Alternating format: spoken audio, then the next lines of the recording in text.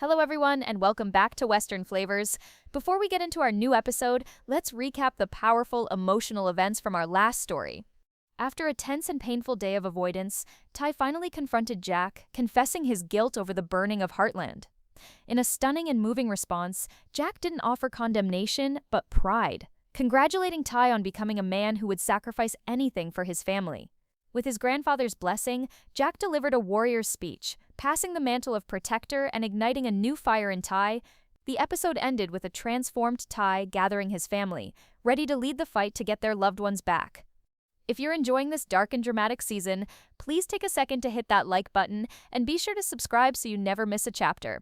Now today, the focus shifts to the woman at the center of it all, as a captive Amy Fleming faces her deluded and dangerous admirer.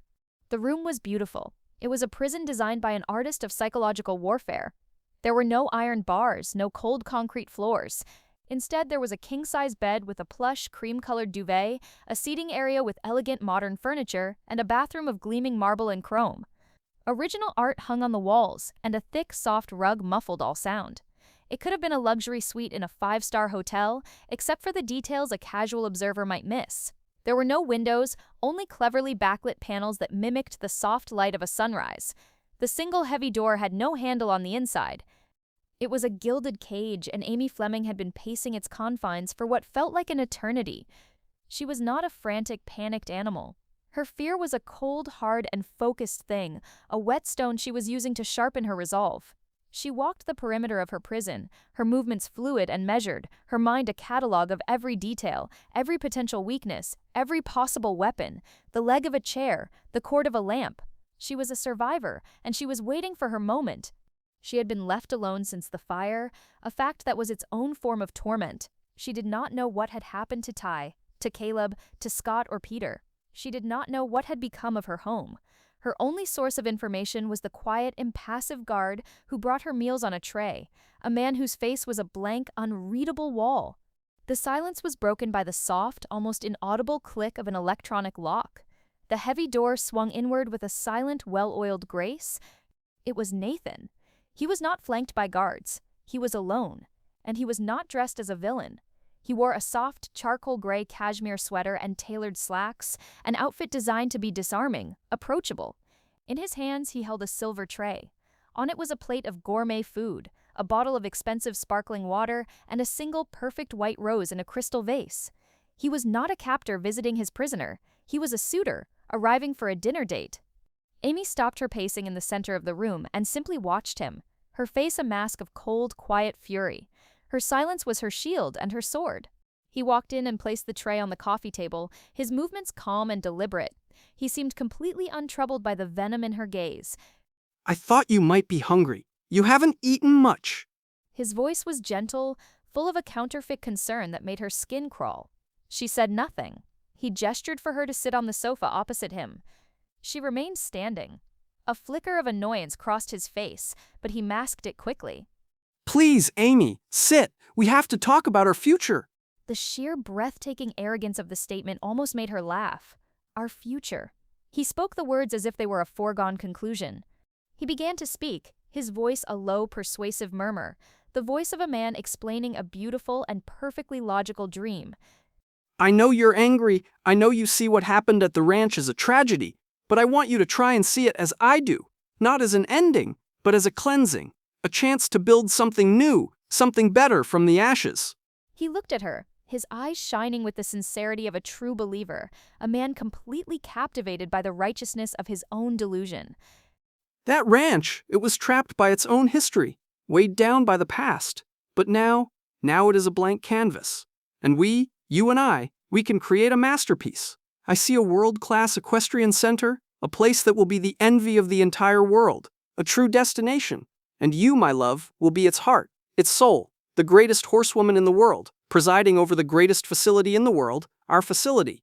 He was not just offering her a future, he was offering her a kingdom. His words painted a picture of a perfect, orderly, and powerful world, a world where the messy, chaotic emotions of the past had been neatly burned away. This is our destiny, Amy. It always has been. The Price family and the Bartlett land, finally reunited.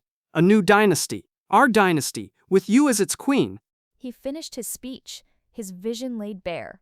He had offered her the world, a perfect gilded future to match her perfect gilded cage. He waited, expecting a response. Tears, perhaps. Anger, most likely. But what he truly expected, what he was certain he would eventually get, was acceptance.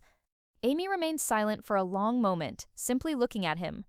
She looked at the handsome, earnest face of the man she had almost married, the man who had been a friend to her, a father figure to her daughter, and she saw, with a chilling clarity, the complete and utter madness that resided behind his calm, intelligent eyes. He actually believed it, every single monstrous word. She finally spoke, her voice not a shout, not a sob, but a quiet, simple, and devastating question that completely rejected the foundation of his entire twisted fantasy. Is that what you tell yourself to sleep at night? Amy's quiet, simple question was a stone dropped into the placid, artificial pool of Nathan's fantasy. The ripples spread across his face, a momentary flicker of confusion, of irritation, disrupting his perfectly composed mask of gentle concern. He had expected tears, or perhaps even a furious, but ultimately predictable outburst. He had not expected this cold, quiet dissection of his own self-deception. He recovered quickly, a practiced politician regaining his footing after a difficult question. I tell myself the truth, that sometimes, for a beautiful new future to be built, the rotted foundations of the past must be cleared away. It is the simple, often painful logic of progress. Amy let out a short, sharp breath of a laugh. It was not a sound of humor. It was a sound of pure, unadulterated contempt. She finally moved, turning her back on him and the pathetic peace offering on the table. She walked across the room, putting a physical distance between them, a tangible representation of the unbridgeable chasm that now separated their worlds. Progress? You call this progress? She turned to face him, her arms crossed, her stance a solid wall of defiance. Her voice, which had been so quiet, now held a low, dangerous fire. You talk about a blank canvas. You talk about a cleansing fire. Do you have any idea, any concept at all of what you have actually done? That ranch was not a rotted foundation. It was the home of a man who has given more to his community, to his family, than you could ever comprehend. It was a place that has healed more broken things, more broken horses, and more broken people than you could ever count. It was a legacy of love, Nathan. And you took a torch to it because your great-grandfather made a bad business deal. The raw, contemptuous truth of the statement hit him with a visible force. His jaw tightened. This is not about my great-grandfather. This is about you, about us. No, she said, her voice dropping, becoming even colder, more intense. No, this is about you. It has only and ever been about you. But even the fire, even burning my grandfather's home to the ground, that is not the worst of it. The wood, the stone, my family is strong enough to survive that. But you did something so much worse, something that can never be rebuilt, something unforgivable. She took a step toward him, and for the first time, he saw a flicker of something in her eyes that was not just anger or grief. It was a pure, white-hot hatred, and it was aimed directly at him. You didn't just take my husband from me, Nathan. You took a little girl's father. You didn't just burn down a house. You set fire to a child's world. She began to describe Lindy's life, her voice a low, heartbreaking, and furious monologue. She told him about the 4 years of a quiet, sad childhood, a life lived in the shadow of a heroic dead father. She told him about the miracle of Ty's return, about the pure, unadulterated joy on Lindy's face when she finally, truly had her daddy home. She was whole. For the first time in her memory, her world was whole. He was teaching her how to fish. He was reading her bedtime stories. He was her hero, come back from the dead. Do you have any idea what that does to a child's heart? It makes them believe in magic. It makes them believe that anything is possible. She was closer now, her voice a raw, accusing whisper that was louder than any shout. And then you with your jealousy and your pathetic, wounded pride, you took him from her again. You turned her hero into a villain. You made the whole world call him a monster. And then you took me. You left her an orphan all over again. Only this time, it's worse, because this time she has the memory of what she lost. She stopped, standing just a few feet from him, her body trembling with a rage so profound it was a physical, palpable force in the room. So you can stand there and you can talk to me about your beautiful new future. You can offer me a kingdom built on the ashes of my life. It doesn't matter. because the crime you have committed against my daughter, the pain you have inflicted on that innocent child, it is a sin so vast, so monstrous, that it would take you an eternity of repentance to even begin to atone for it. And even then, it would not be enough. It will never ever be enough. Her verdict was absolute, final. It was not a rejection of his offer. It was a condemnation of his very soul. She had shown him the true measure of his evil, not in terms of land or money, but in the tears of a single heartbroken child. Nathan simply stared at her, his face a mask of stone. He was not moved, he was not remorseful. He was frustrated, he was a logician, and he was being presented with an emotional argument that did not compute. Her pain, her daughter's pain, it was a messy, inconvenient variable in his otherwise perfect equation. It was an obstacle, and like all obstacles, it simply needed to be managed until it was no longer a problem. Amy's words, a declaration of a war he could not win, hung in the sterile air of the room. She had laid the full, terrible weight of his sins at his feet, expecting some reaction.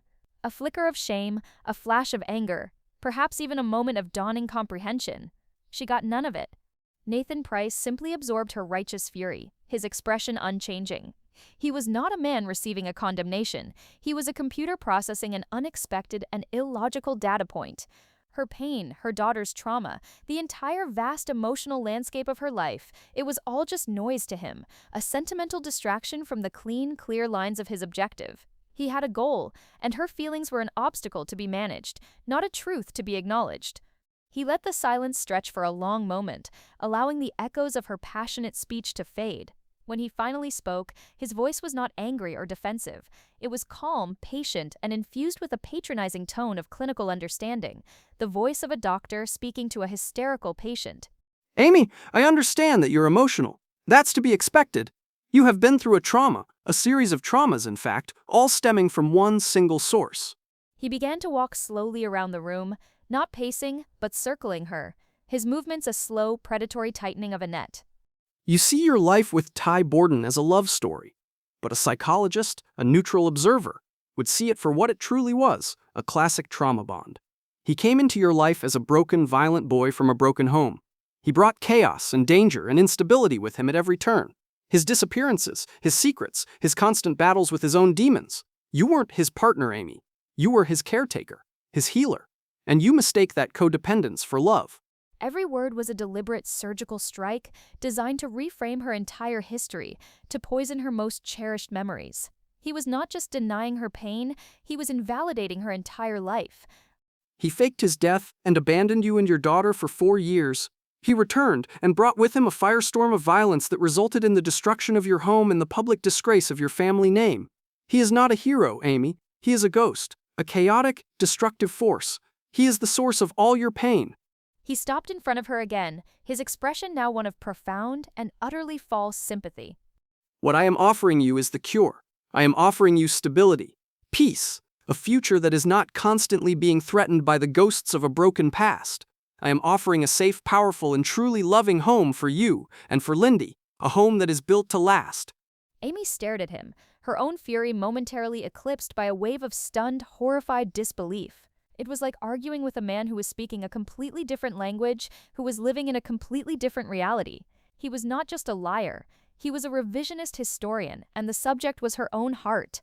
She was so shocked by the sheer impenetrable wall of his narcissism that she could not find the words to respond. He mistook her silence for consideration, for the first, dawning crack in her defiant resolve. He pressed his advantage, his voice softening, becoming more intimate, more persuasive. Grief is a powerful and confusing emotion.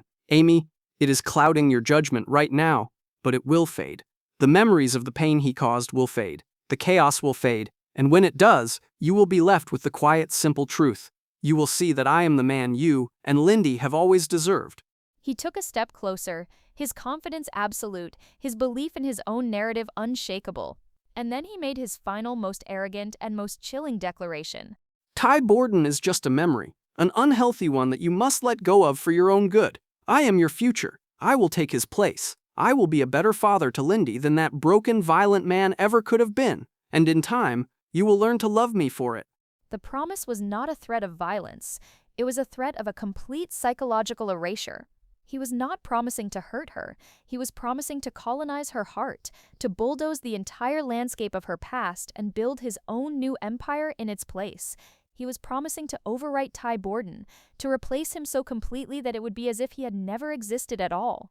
He stood before her, his face a mask of serene, absolute, and terrifying conviction. He had presented his case, and in his own, deluded mind, he had already won. Nathan's final, terrible promise hung in the air, a declaration of a war he intended to wage on Amy's very soul. He stood before her, confident, serene, a conqueror who believed the battle was already over. He expected her to crumble, to finally break under the weight of his logic, his power, his sheer, unshakable will. He was wrong. A sound escaped Amy's lips. It was not a sob, it was not a scream. It was a low, quiet laugh of pure, unadulterated disbelief. It was a sound that was so unexpected, so completely out of place, that it shattered Nathan's perfect, composed reality. He stared at her, his confident smile faltering for the first time. Replace him? She shook her head, the quiet, incredulous laugh still playing on her lips. You think you can just replace him? Like he's a broken part in a machine? You really don't know anything, do you? The last of her fear was gone, incinerated by a wave of pure, righteous fury. She was no longer his captive, she was his judge, and she was about to deliver his sentence. You think he's just a memory? A collection of stories that you can rewrite? A ghost you can exorcise from my life? She took a step toward him, and it was he who seemed to shrink back, just slightly from the sheer raw power of her conviction. Let me tell you about that ghost. Our story didn't start with a plan. It didn't start with a business deal or a legacy. It started in a dusty barn loft with a broken, angry boy who the rest of the world had already thrown away. I didn't see a criminal. I saw a man who was drowning in a pain so vast he had forgotten how to breathe. And he looked at me, and for the first time in my life I saw someone who understood the darkness I was carrying in my own heart. Our story began with a shared wound, Nathan. It's a language you could never, ever hope to understand. She was no longer just speaking. She was testifying. She was painting a picture of a world he could never enter, a world built on a foundation of something other than power and control. You talk about love like it's a prize you can win, a property you can acquire. Ty and I, we didn't win each other. We built each other. We built our love out of the broken pieces of our own lives. We built it through arguments and mistakes and 1,000 quiet moments of forgiveness. We built it on a high ridge under a sky full of stars when he asked me to be his wife. We built it in a church in front of our family when we made a promise to weather any storm together. Her voice was a rising tide, a relentless, beautiful, and powerful force. She was not just recounting memories, she was wielding them like a sword, cutting through the web of his lies, of his twisted logic. And then we created a life, a real one. You talk about giving me a future, about being a father to my daughter. Let me tell you about her real father. I saw him the moment Lindy was born. I saw the look in his eyes when he held his daughter for the first time. It was a look of such profound and overwhelming and unconditional love that it remade his entire world. In that moment, he was not a broken boy anymore. He was a father, and every day of her life, he has been the safe harbor in her storm, the man who taught her how to be brave and kind and strong. She was standing directly in front of him now, her gaze unwavering, her voice dropping to a low, intense, and final declaration. That is not a memory you can burn, Nathan. That is not a story you can rewrite. It is the foundation of my entire world. It is the blood in my veins. It is a space in my soul that is his, and his alone. It was forged in fire, and in love, and in a pain you are too small to ever comprehend. She leaned in, her voice a final, quiet whisper of pure and unbreakable truth. And you will never, ever take his spot. The words landed with a definitive and devastating finality. Nathan Price, the master manipulator, the man who had a logical, rational explanation for everything, was speechless. He stared at her, at the absolute, unshakable conviction in her eyes, and for the first time, he saw her not as a prize to be won, but as a fortress whose walls he could never, ever breach. His perfect, elegant plan, his entire twisted worldview, had just been shattered against the illogical and utterly immovable reality of a love that was stronger than he was, And in his eyes, for the very first time, there was a flicker of something he had never shown before: defeat. Nathan Price stood in the center of the room, a statue carved from pure cold fury. Amy's words, a testament to a love he could not conquer, had dismantled his entire worldview. He, a man who controlled empires, who could buy and sell lives with the stroke of a pen, had been rendered powerless by a memory. He had no counter-argument. His logic, his power, his threats, they were all useless against a truth he could not touch. The mask of the calm, gentle suitor was gone, burned away by the acid of her defiance. What was left was the raw, ugly face of a tyrant who has been told no for the very first time. He stared at her for a long, silent moment, his eyes a swirling vortex of disbelief and rage. He had built this cage for her, had offered her a kingdom, and she had chosen the ghost of a man he had already vanquished. It was an insult so profound he had no words for it. He turned, his movement stiff and abrupt, and walked to the door. He did not look back. His parting shot was not a threat, it was a cold, bitter promise, the words of a man clinging to the last vestiges of his own delusion. You'll see, in the end, everyone breaks. The heavy door clicked shut, the electronic lock engaging with a soft, final thud. Amy was left alone in the silent, luxurious room. She did not feel victorious. She did not feel relieved. She simply felt the cold, hard certainty of the long war that lay ahead. She had won this battle, a battle for her own heart. But she was still a prisoner. The scene cut to black. The silence was instantly shattered by the low, powerful rumble of a truck engine and the crunch of tires on a gravel road. The image that faded in was the complete antithesis of Amy's sterile prison. It was dark, it was gritty, it was real. The interior of an old, formidable pickup truck was lit only by the faint green and orange glow of the dashboard gauges. They were moving fast through the deep, inky blackness of the Alberta foothills at night. Ty was at the wheel. The haunted, broken man from the Vancouver cabin was gone. His face, illuminated by the dashboard lights, was a mask of cold, focused determination. His eyes were clear, sharp, and fixed on the dark ribbon of road ahead. He was no longer a man running from his past. He was a man hunting for his future. In the passenger seat, Tim Fleming stared grimly out the windshield, his hands resting on his knees. He was a coiled spring of a quiet, paternal rage, a father on his way to get his daughter back, and there was a silent, dangerous promise in his stillness. In the back seat, Shane leaned forward, his face lit by the cool glow of a tablet that rested on his lap. It displayed a complex satellite map of a remote, wooded area. He was no longer a boy, he was the navigator, the mission coordinator, a vital part of the small, determined army.